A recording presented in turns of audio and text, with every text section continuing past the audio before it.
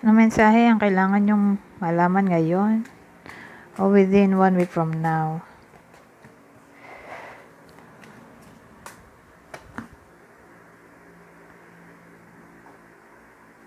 Ano yan?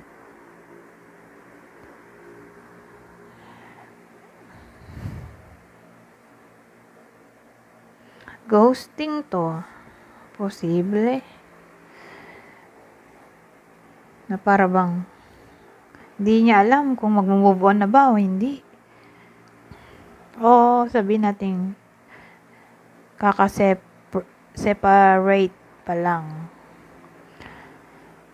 sa karelasyon.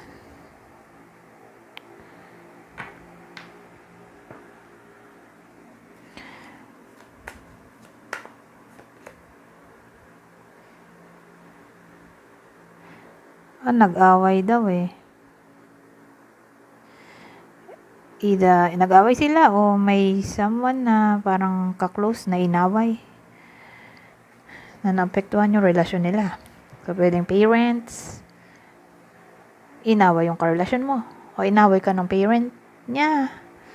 Parang may ibang tao na naging cause para mag-away kayo, pwede rin. So, kung hindi kayo to na nag-away, sabihin natin may someone na naninira sa relasyon nyo o nagsusulsol. Ewan ko, mukhang nag-separate na dito. Naghiwalay o maghihiwalay pa lang. Okay?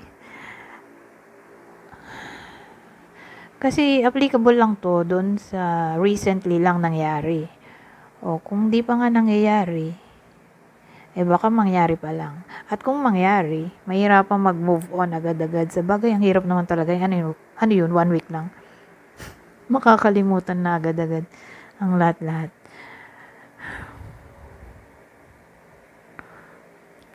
O baka nga, nangyari na to sa loob ng 6 months.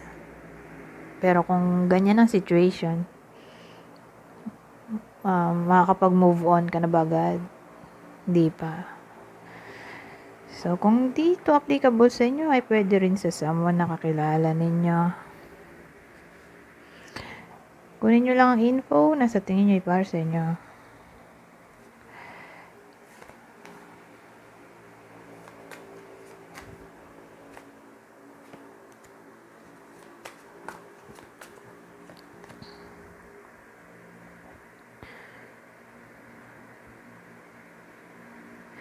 Ano to?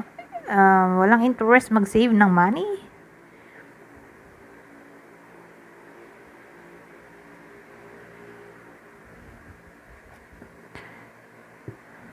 Walang pakialam sa buhay, sa safety, OMG. So, beware. So, sabihin natin magiinom. So, syempre, masama ang sobra, di ba? Lalo't December ngayon. Ano bang araw ngayon? December 27. Pero remember, timeless ang reading na to. Pero kung mapanood mo to ng ganito nga, December, di ba, ang daming Christmas party. Maraming celebration. Lalo't mag-New Year, di ba? So, uso, yun, gathering, reunion, na pwedeng kumain. Tapos, baka ma-high blood.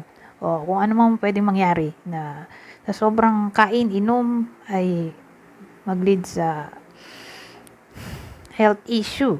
Di ba? So, beware.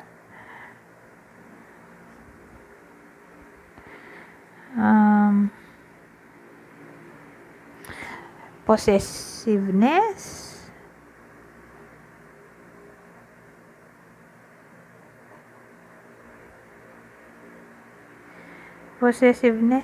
Discontentment. So, obsession. Siguro, na para bang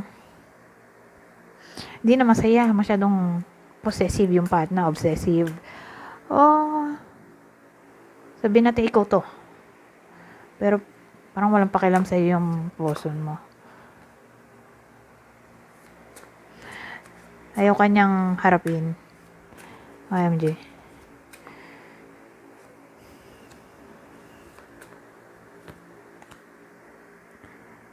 Shattered dreams.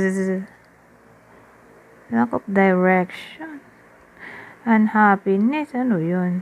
Aggression. Ba't ganyan?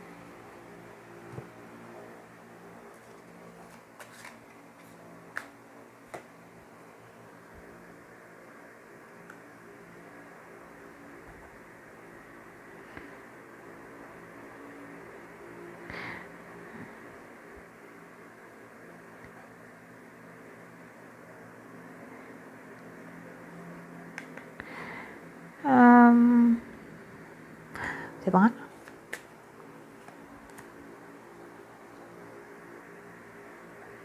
Shattered dreams.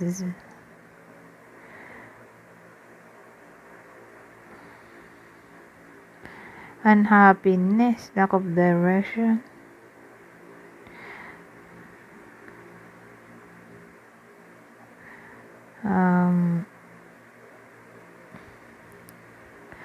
Mangyayari pa lang to. Hindi pa to nangyayari. Ang dating may intuition na kayo na sinasabi mag-save ng money. Saan ko ba nakita yun? Mag-save ka ng money, magkakakonektado siguro to. Parang may intuition na mag-save ka raw ng money pero hindi ka nag-save.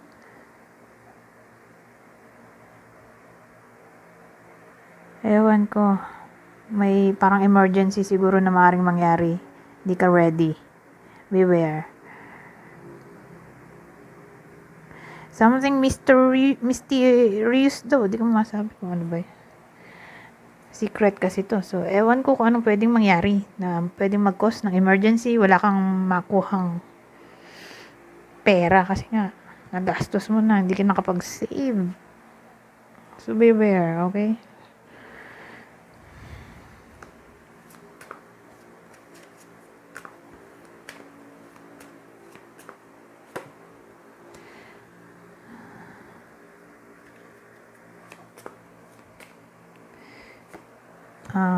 Ano yan?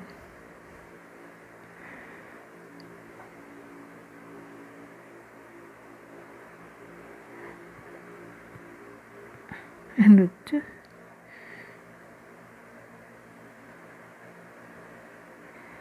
Well, dalawang senaryo yung naisip ko.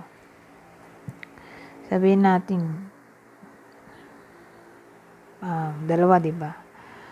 Punta muna tayo sa negative. Bago positive, negative muna. Sabihin natin, may financial issue ka. So, ganun pa rin. Walang pagbabago. Kahit magkapera ka man, maubos din agad. Positive.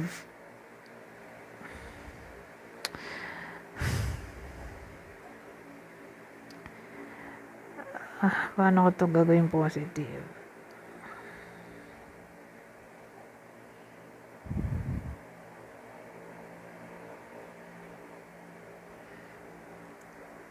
Sabihin naman nating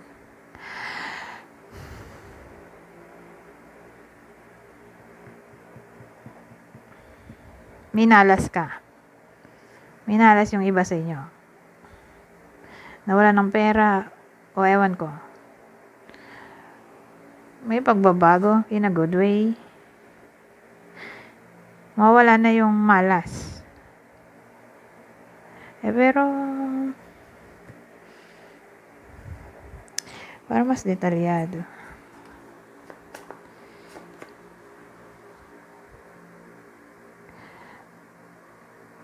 Ano ba to? Four of Pentacles. Pero dito, upright ito. Ay, in reverse position.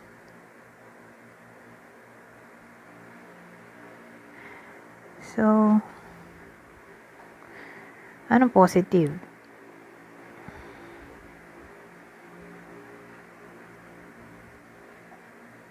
So, yun nga, sabi ko kanina,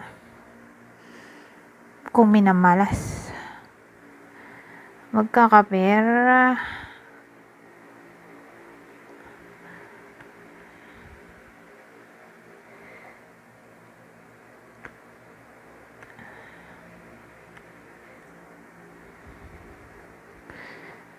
Ewan ko, parang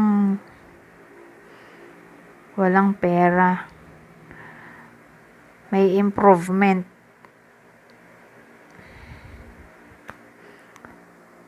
So, paano yun?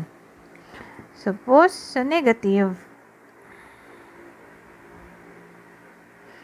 sabihin natin di pa nangyayari na minamalas nga sa pera. Mamalasin pa lang. Yun na siguro yung short description. Kung minalas na, magkakapera. O, ayan. Anyways, hanggang dito na lang. Goodbye for now.